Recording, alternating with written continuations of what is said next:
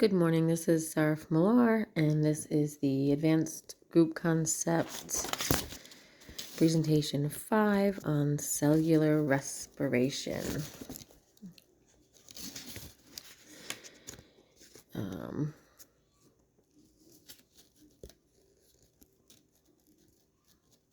We're going to go through the steps involved in generating ATP, NADH, and FADH2. So in glycolysis, this is the first stage of cellular respiration.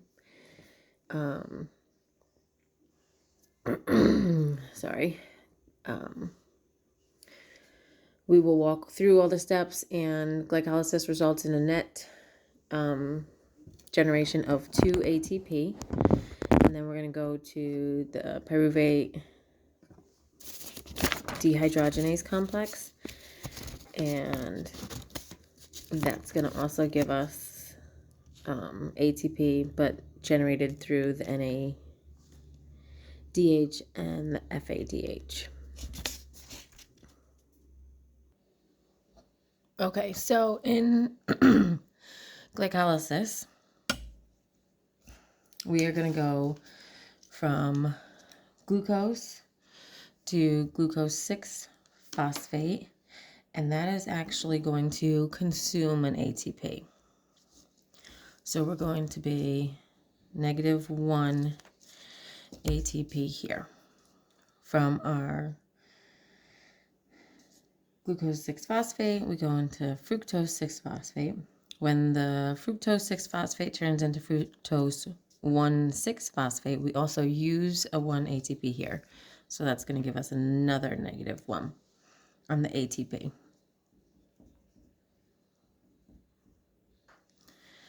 All right, our fructose 1,6-biphosphate goes into glyceroldehyde 3-phosphate.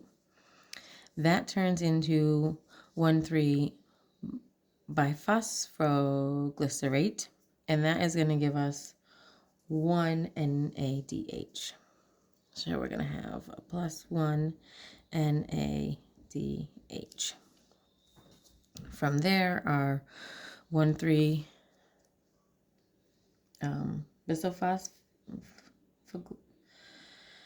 bisphosphoglycerate turns into 3-phosphoglycerate, and that is going to give us 2 ATPs. So then we're +2 ATPs, which is here. I circled it with the purple. And then our 3-phosphoglycerate to the 2-glyphosate to the phosphenopyruvate. We don't use or create any, but when we get to down here, phosphenopyruvate to pyruvate, we create an ATP, except this ATP here is in, oh yeah, this is 2 ATPs created here. ATPs, 1 for each. And the same as the this one, right? No.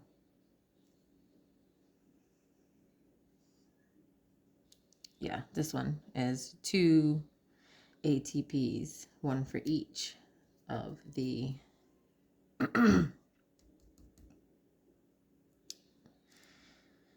one for each. I'm sorry, my brain is frozen.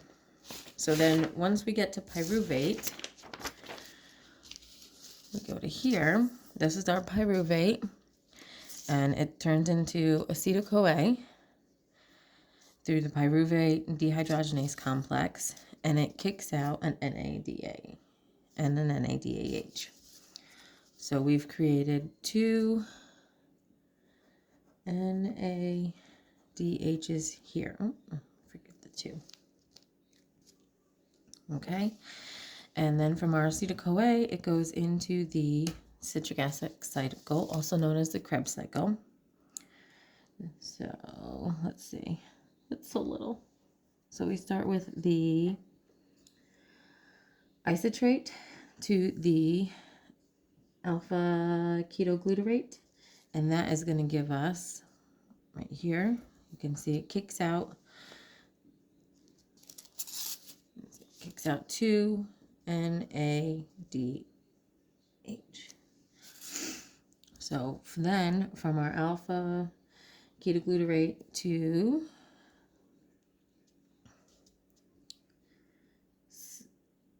succinyl-CoA, succinyl-CoA. I'm sorry about the pronunciation. This is also going to kick out 2 NADH. So then from our CoA to the succinate, we have an ATP, 2 ATPs kicked out, or created, not kicked out, but. And then from our succinate to our fumarate, we create 2 FADH, 2, and then from fumarate to malate, there is nothing created or used, but from our malate to our oxalate,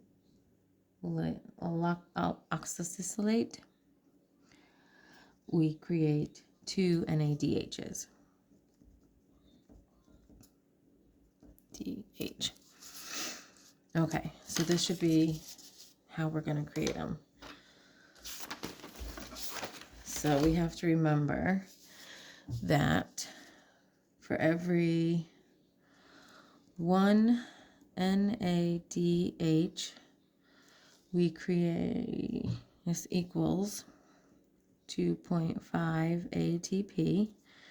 For each 1 FADH2 is 2 ATPs, and 1 ATP equals 1 ATP. So this is going to be times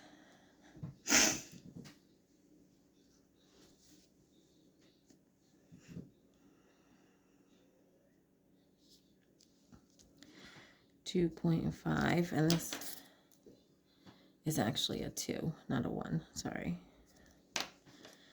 And our NADH times 2.5 times 2.5 times 2.5.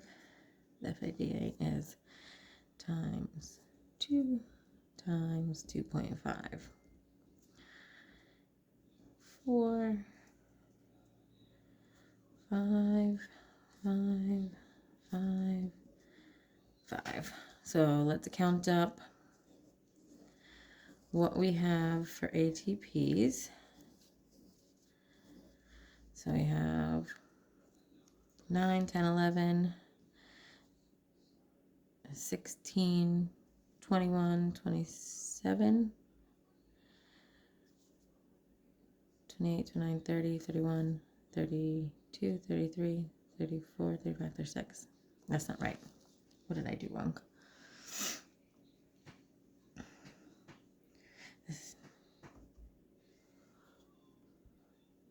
Okay, this is a 1. I'm just messing with myself. So 2.5. Okay, so let's add them up again. That's going to be 5, 10, 15, 20, 21, 22, 23, 24, 25, 26, 27, 28, 29, 30, 31, 32. So we have 32, and then we have to take minus 2 is 30 ATP. So